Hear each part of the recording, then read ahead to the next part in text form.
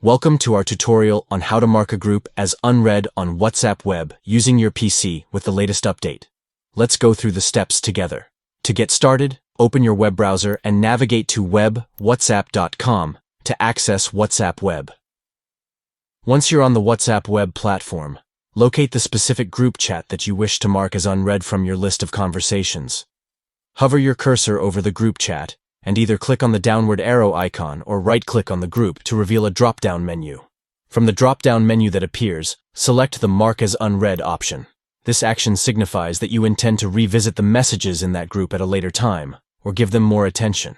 By following these steps, you can efficiently manage your group chats on WhatsApp Web and ensure that you stay updated on important messages. Utilize this feature on your PC to enhance your WhatsApp Web experience and optimize your messaging workflow.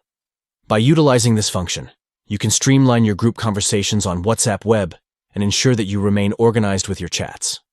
Thank you for watching, and we hope this tutorial has been helpful in demonstrating how to mark a group as unread on WhatsApp Web using your PC.